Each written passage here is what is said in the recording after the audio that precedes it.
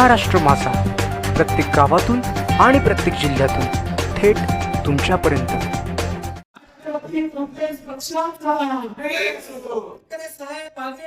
हम तुम्हारे साथ हैं।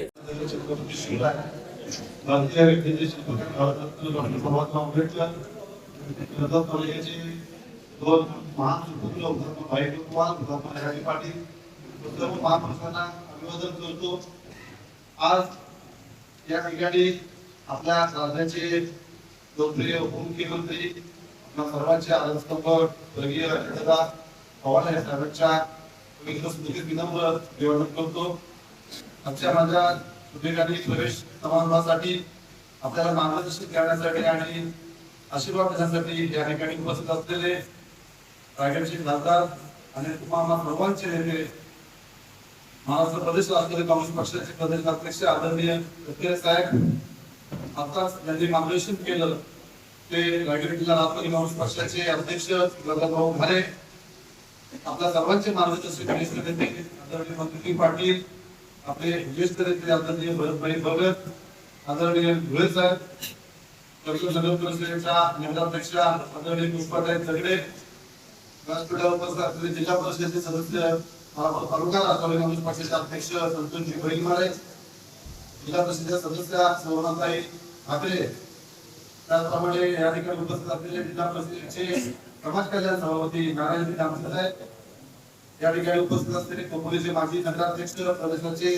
प्रमुख नेते पाटील त्याचप्रमाणे उपस्थित माझ्या एकट्याच्या प्रवेशाला सुद्धा भाऊंच्या विनंतीला मान देऊन आपण सर्वजण माझ्या स्वागताला आशीर्वाद देण्या ठिकाणी उपस्थित झाले सर्व वडील सर्व ज्येष्ठ पदाधिकारी आणि तरुण सहकारी मित्र आणि त्यांच्या सोबत अनेक वर्ष राष्ट्रवादी काँग्रेस पक्षामध्ये काम केले ते माझे सर्व सहकारी उपस्थित बंधू आणि भगिनींनो, खरं तर आदरणीय साहेब माझ्यासाठी हा प्रवेश फारसा मला असं काही त्यातनं वाटत नाही। राष्ट्रवादी काँग्रेस पक्षामध्ये 1999 ला स्थापना झाल्यापासून आदरणीय साहेब आणि आदरणीय भाऊंच्या मार्गदर्शनाखाली आपण सारे कार्यकर्ते पदाधिकारी राजकारणाचं सारं पाऊल त्या ठिकाणी टाकत होतो।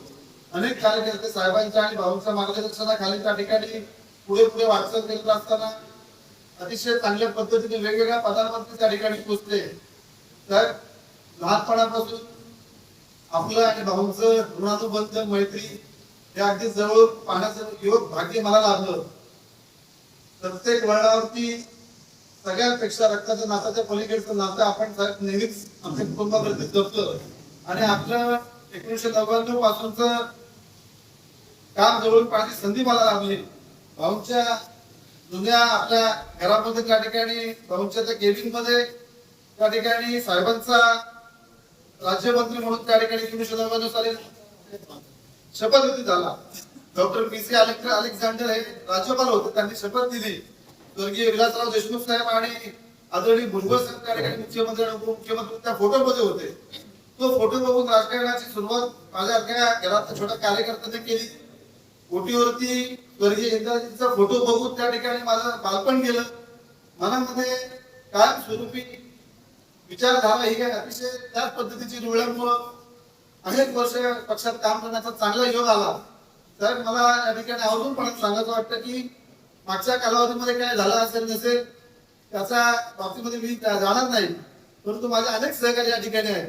माझ्या गावातील माझ्या आळीतील ज्यांनी मला राजकारणामध्ये मोठं केलं, वाढवलं, माझ्या प्रत्येक सुखदुःखात माझ्या निवडणुकीच्या काळात सोबत राहिलेले नंदूभाऊ असतील, त्यांचे सर्व पालकर भाऊ असतील, अमोल असेल, त्यांचे सर्व सहकारी, गणेश असेल, प्रेम असेल, सारे सहकारी सोबत अगोदरच भाऊ सोबत काम करत होते।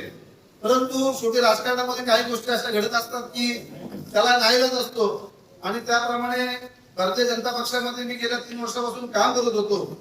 मंडल अध्यक्ष म्हणून सुद्धा जे पक्षाने काम केलं ते करण्याचा प्रामाणिकपणाने प्रयत्न केला, परंतु कर्जत शहर असेल, तालुका असेल, अनेक वर्ष एकत्रित सुद्धा काम केल्यानंतर अनेक कार्यकर्त्यांसोबत ज्यावेळेस संवाद व्हायचा, मैत्रीपूर्ण संबंधातून सगळ्यांच्या राजकारणाच्या पलीकडचं नातं जोडलं गेल्यामुळं त्यांच्याकडून नेहमीप्रमाणे सांगायचं आपण सोबत काम केलं पाहिजे। विशेषतः उमेश आप्पा असेल किंवा सोमनाथ असेल किंवा सर्वच सहकारी, कोणाचं एकाचं नाव घेण्याचं महेंद्र चंदन असतील, सोमनाथ पालकर असतील, सर्व सहकार्यांचं नेहमी सारखं असतं की आपण युनिटी म्हणून काम केलं काल मला गावामध्ये मला सांगायचं साहेब की आदरणीय नगराध्यक्ष पुष्पाताईंनी स्वतःहून मला फोन केला. निवडणुकीला एकमेकांच्या विरुद्ध लढल्यानंतर ताईंनी मला अगदी भावपूर्णपणाने हक्कानं त्या स्वतः बोलले की राजेश आपली टीम जुनी टीम होती, उमेश असेल, सर्वच आपले सदस्य असतील, शीतल काकी असतील किंवा सही वाघ असतील, हे सारे जण आपण एकत्रित काम केलं. त्या टीम कुठेतरी आता त्या टीमची आठवण येते. त्या दृष्टिकोनातून जर का तू विचार केला तर बघ, तोपर्यंत माझं प्रवेशाचं असं काहीच नव्हतं. भाऊची चर्चा सुरू होती. ताईंनी मोठेपणानं फोन केल्यानंतर मलाही असं एक भरून आलं की एक आत्या किंवा आई त्या ठिकाणी स्वतःहून फोन करते. ह्या भावनेत मी ताईंशी अतिशय मनमोकळेपणानं बोललो. मलाही माझ्या मनावरचा बराचसा भाग त्या ठिकाणी मोकळा झाला. आणि मग जास्त काही दिरंगाई किंवा न करता त्या ठिकाणी मग आपण कुठेतरी पुन्हा स्थिरस्थावर व्हावं. या पक्षात आपण मोठं झालो, वाढलो, नावारूपाला आलो. आदरणीय साहेब, आदरणीय भाऊच्या त्या चांगल्या मार्गदर्शनाखाली सर्वच आपण कार्यरत राहिलो, कार्यकर्ते घडलो.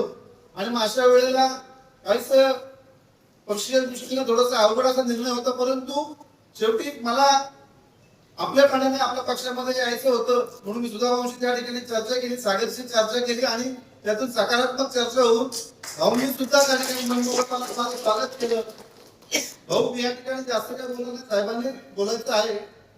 परंतु मागच्या कालावधीमध्ये काय झालंय होण्यापेक्षा आगामी कालावधीत सर्वच ज्येष्ठ नेते मंडळी असतील, त्यांच्या मार्गदर्शनाखाली तरुण सहकारी असतील, त्यांच्या सोबत पक्ष जी जबाबदारी एक सर्वसामान्य पक्षाचा प्रामाणिक कार्यकर्ता म्हणून त्या भूमिकेमध्ये पूर्णपणे उत्तरायी होण्याचा माझा मनामध्ये या ठिकाणी मानस मी व्यक्त करतो. भाऊ, तुमच्या राजकीय प्रवास मी जवळून बघितलाय. 2017च्या जिल्हा परिषदेच्या निवडणुकीपासून त्याच्या अगोदर भाऊंच्या 2014च्या त्या अटीतटीच्या निवडणुकीत तुम्ही जी तालुका राष्ट्रवादी युवकचे अध्यक्ष म्हणून घेतलेली मेहनत असतील, मधुभाऊ आणि माझ्यातनं अनेक वेळा त्या ठिकाणी एक मैत्रीपूर्ण संबंधातून त्या ठिकाणी पक्षासाठी वेगवेगळ्या त्या ठिकाणी एकत्रित काम करत असो. हे सारं काम बघितल्यानंतर 17च्या जिल्हा परिषद निवडणुकीनंतर 19 पर्यंत आपण सारं एकत्रित काम करत होतो. परंतु शेवटी राजकारणात स्थित्यांतर होत असतात. त्याप्रमाणे कुठेतरी आपल्याला त्या सगळ्या घडामोडीतून जावं लागलं. परंतु उशिरा का होईना भाऊ, मला तुमच्या सोबत काम करण्याची संधी या ठिकाणी मिळते. मी माझी भूमिका तुम्हाला या ठिकाणी स्पष्टपणाने सांगतो. तुमच्या राजकीय आशा आकांक्षा मनशा या विधानसभेला तुमचा जो अतिशय कमी मताने पराभव झाला, तुम्ही 90 मध्ये त्या ठिकाणी पोहोचला. सेंचुरी व्हायचं असेल तर 90 मध्ये आउट झाल्यानंतर थोडंसं सर्वच एखाद्या क्रिकेटपटूला थोडंसं ध्येय होतं. पण सर, पुढच्या कालावधीमध्ये 90 पासून सुद्धा भाऊंना 100 पार करण्यासाठी जे काही अंतर लागतं ते अंतर गांधींच्या खालच्या साईडला भाषण असतं त्याप्रमाणे टिकून ठेवून माझी विकेट टिकून ठेवून तेवढा अंतर 100 पार मग ते बॅट त्या ठिकाणी सेंचुरी नंतर उंचावतील एवढ्या भूमिकेमध्ये मी माझं योगदान पक्षासाठी देण्याचा माझा निश्चितपणे प्रयत्न असेल. एवढं सांगतो. तर आपण मला या ठिकाणी एक जबाबदारीने या ठिकाणी मला आपण पक्षात सामील करून घेतलं. सर्वच सगळ्यांना मी विनंती करतो की मी पक्षात प्रवेश करता असताना कोणत्या प्रकारचं अतिशय घाईघाईमध्ये हा सगळा त्या ठिकाणी पक्षप्रवेश होतोय मी कोणालाही त्या ठिकाणी सांगितलं नाही. अनेक जवळचे सहकारी सांगतात की बाबा तू चाललास तर आम्ही सुद्धा आलो असतो, आम्ही कुठे तुला मागे नाहीये. परंतु सर्वांची अतिशय मी त्यांची सर्वांची मित्र परिवाराची माझ्या जवळच्या कार्यकर्त्यांची दिलगिरी व्यक्त करतो. त्यांच्या सर्वांशी संवाद साधून त्या ठिकाणी पुढच्या कालावधीमध्ये हे सारे जण आपल्या राष्ट्रवादी काँग्रेस पक्षाच्या परिवाराशी कसे जोडले जातील आणि पुन्हा सक्रियपणाने काम कसे करतील यासाठी माझा निश्चितपणाने प्रयत्न असेल. पुन्हा एकदा आपण सर्वांनी मला माझ्या प्रवेशाला आपण सर्वजण या ठिकाणी कर्जतपासून आलात. साहेब, आपण ही वेळ दिली. दिल्लीचं सेशन सुरू झाल्यानंतर सुद्धा आपण या ठिकाणी मला वेळ देऊन मला पक्षात काम करण्याची पुन्हा संधी प्राप्त करून दिली. त्याबद्दल मी आपल्याला मनापासून धन्यवाद देतो आणि माझे विचार या ठिकाणी थांबवतो. धन्यवाद. जय हिंद, जय महाराष्ट्र, जय राष्ट्रपती.